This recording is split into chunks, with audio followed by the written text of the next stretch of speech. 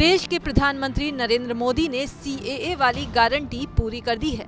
PM Modi ने 3 पड़ोसी मुल्कों से आए गैर मुस्लिम लोगों को भारतीय नागरिक का हक देने के लिए चुनाव से पहले बड़ा फैसला किया है, जिस पर सियासत तेज हो गई है।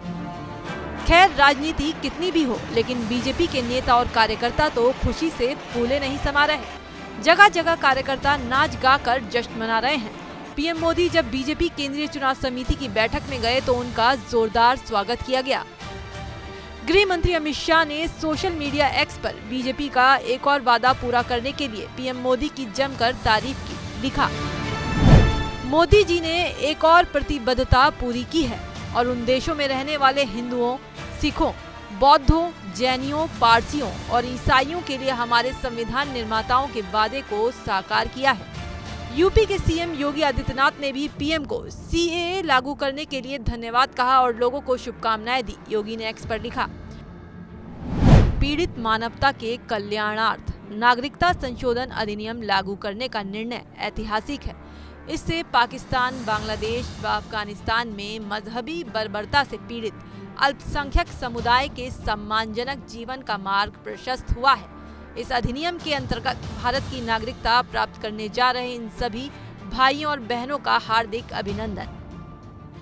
यूपी में मंत्री और सुभाषपा चीफ ओम प्रकाश राजभर ने सीएए को लेकर सरकार के उठाए गए कदम की सराहना की और कहा, ये तो अच्छा हो रहा है। इसके साथ ही उन्होंने विपक्ष पर निशाना साधते हुए कहा कि मुस्लिमों के दम पर सरकार चलाने वाले लोग मुस्लिमों को सीएए के नाम पर गुमराह कर रहे हैं। ये तो अच्छा कदम है।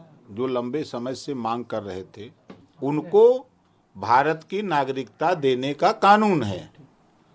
अब इस बात को लेके विपक्ष या राजनीति करने वाले लोग, गुमराह करने वाले लोग, मुसलमानों के दम पर सरकार चलाने वाले लोग, चाहे वो सपा के नेता हों, चाहे वो कांग्रेस के नेता हों, चाहे बसपा के नेता हों, वो भ्रम फैला रहे हैं, गुमराह कर रहे हैं। ऐसे लोगों से गुमराह होने की जरूरत नहीं है। इसके अलावा यूपी बीजेपी के नेता सिद्धार्थनाथ सिंह ने नागरिकता संशोधन कानून को लेकर प्रधानमंत्री और गृह मंत्री को बधाई दी। कहा, इसका वादा संकल्प पत्र में बीजेपी ने किया था। इस दौरान सिद्धार्थनाथ सिंह ने साफ साफ शब्दों में कहा कि किसी भी भारतीय मूल के नागरिक की नागरिकता नहीं छीनी जाएगी।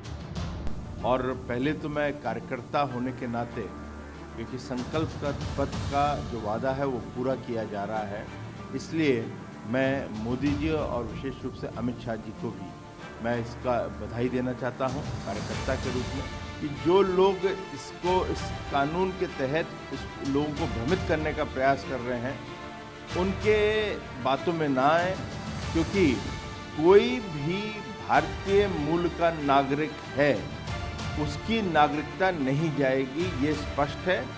ये फैसला चुनाव से ठीक पहले हुआ है, तो चुनाव प्रचार में इसकी गूंज भी जमकर सुनाई देगी। फिलहाल सीएए बीजेपी के लिए 2024 के लोकसभा चुनाव में मास्टर स्ट्रोक साबित होता है या नहीं, ये देखने वाली बात होगी।